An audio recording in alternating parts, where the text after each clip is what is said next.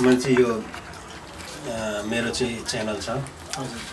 विश्वले हेर्छ हैन हाम्रो बाली पीडितहरु कस्तो कस्तो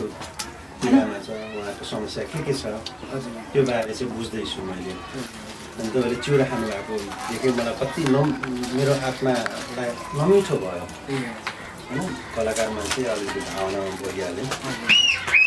कसरी यसरी नै गुजारा गरिरहनु के भइरहेको कस्तो छ अहिले चाहिँ हाम्रो यस्तै छ यहाँ विभिन्न संस्थाहरूले अब सहयोग गरिराख्नु भएको छ अब घरमा अब केही पनि होइन कहाँ सुत्नुहुन्छ सुत्दा चाहिँ हामी माथि अस्तितिर चाहिँ स्कुलतिर सुतेको थियो अहिले चाहिँ यहीँ हामी मिलाएर बसिरहेको छौँ समस्या छ है एकदमै समस्या हो अब एउटा सबैभन्दा ठुलो समस्याहरू चाहिँ के छन् अब अहिले समस्या त बस्न लाउन खान नै ठुलो समस्या बस्न पनि अब ठाउँ छ खानाको चाहिँ के को समस्या छ भन्नु त म र तपाईँमा केही भिन्नता देख्दिनँ खानुको लागि त म पनि काम गरिरहेको छु तपाईँ आफैलाई त बोकाएको छैन काम गर्ने ठाउँहरू पनि होला नि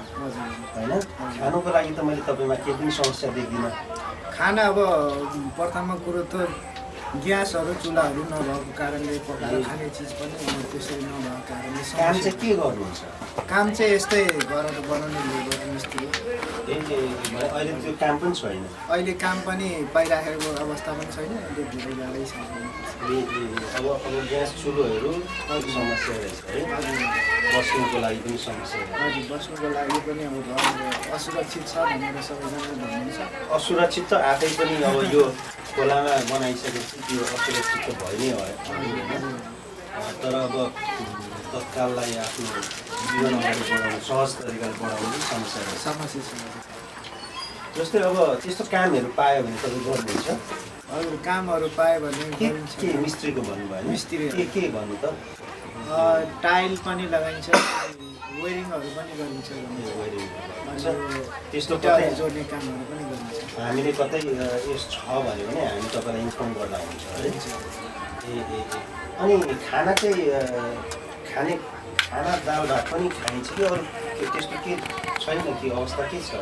दाल भात अहिले खाइरहेको चिउरा भुजाहरू नै भइरहेको छ चिउरामा जिन्दगी चलाइरहनु भएको छ भनेको अस्तिदेखि अहिलेसम्म हजुर अस्ति अलिक समयसम्म स्कुलमा गयो अब त्यहाँ छोडेपछि चाहिँ अहिले यतै चिउरा भुजा नै छ सकिन्छ त चिउरै खाएर बाँच्छु अब नसकिए तापनि कोसिस चाहिँ हो अब मर्नुभन्दा बौराउनु भने जस्तै त्यसले अब थोरै कोसिस चाहिँ गरिरहेको छौँ तपाईँको भाइ बहिनी पनि छ भन्नु छ कहाँ हुनुहुन्छ अहिले भाइ चाहिँ यहीँ छ बहिनी चाहिँ बिरामी भएर ज्वरो आएर माथि उता साथीकोमा पठाइदिएको छु के कारण बिरामी यही यो बाढीको कारणले नै हो अब पानीहरू धेरै प्रदूषित भएको कारणले अनि विभिन्न अब खानेकुरा पनि अब त्यो समयमा सुटो भयो नि के अब भोक मारिन त्यस्तै भयो यो ल्याइदिन्छ खानेकुरा ल्याइदिरहेछ रात बाँडिरहेछ पिपाल ल्याउँछ लुगा ल्याउँछ के भन्छ पाइरहनु भएको छ अहिलेसम्म चाहिँ हामीले छुटेको छैन प्रायः जस्तो पाइ चाहिँ राखेकै छौँ के ल्याइदिनुहुन्छ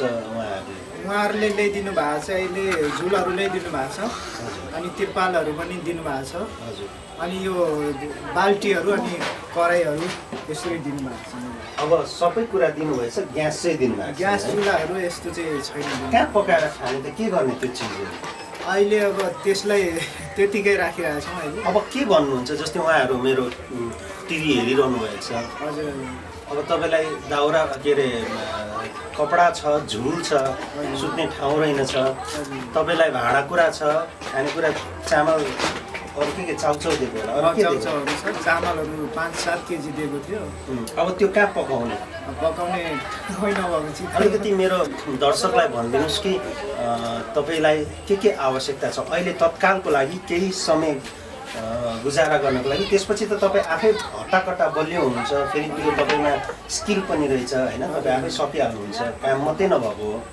अब तत्काल चाहिँ तपाईँलाई के चाहिन्छ मेरो दर्शकलाई भनिदिनुहोस् त तत्कालको लागि यहाँ चाहिँ अब हामीलाई चाहिएको चाहिँ ग्यास चुल्हाहरू ग्यास नै चाहियो अब खोलाले लगिदिइहाल्यो दाउरामा आगो बाल्दा सकिन्छ त्यो सम्भव छ दाउरामा आगो बाल्दा सम्भवै छैन सबै चिसो भएको कारणले गर्दाखेरि गाह्रै छ भनेपछि अहिले हामीलाई ग्यास चुलो चाहियो है त्यो ग्यास र चुलो कति जति घर परिवार हुन्छ यो टोलमा यहाँ चाहिँ जम्मा टोटली परिवार छुटेकोसँग 237 घर हुनुहुन्छ अब त्यो 237 घरलाई दिनु पर्ने ग्यास र चुलो है त्यसमध्ये अब हुनसक्छ कतिपयको चुल्हाहरू पनि हुनसक्छ कतिपयको चाहिँ नभएको अवस्था पनि छ तर पीडामा पर्नु भएको चाहिँ सबै 237 नै यो अहिलेको तत्कालको अवस्थामा यदि ग्यास चुलो हुन्थ्यो भने चाहिँ कम्तीमा पकाएर खान चाहिँ सकिन्छ है त्यो पकाएर खानेकुरा पनि दिनु पर्यो कि उहाँहरूले तपाईँहरू आफै जोडजाम गर्न सक्नुहुन्छ पकाएर खानेकुराहरू चाहिँ अब यस भयो भने अब हामी पनि गर्न सकिन्थ्यो होला नसकेको खण्डमा अब कामहरू भेटे त गर्न सकिन्थ्यो तर काम पनि अब म यो मेरो दर्शक मार्फत यो भनिदिउँ मेरो टिभी मार्फत यो भनिदिउँ कि यो स्थानीय यदि इटहरी वा आसपासमा कतै काम छ भने मिस्त्रीसँग तपाईँसँग रिलेटेड सम्बन्धित काम छ भने उहाँलाई तपाईँलाई सम्पर्क गर्नुहोस् तपाईँले त्यहाँ गएर काम गर्नुहुन्छ कमाएर ल्याउनुहुन्छ भन्न सकिन्छ हामी तपाईँलाई मैले अल्झाइ खाँदै गरेको बेला है दुःख लाग्यो है ल धन्यवाद ल खुसी लाग्यो हुन्छ ल पछि आउँछु ल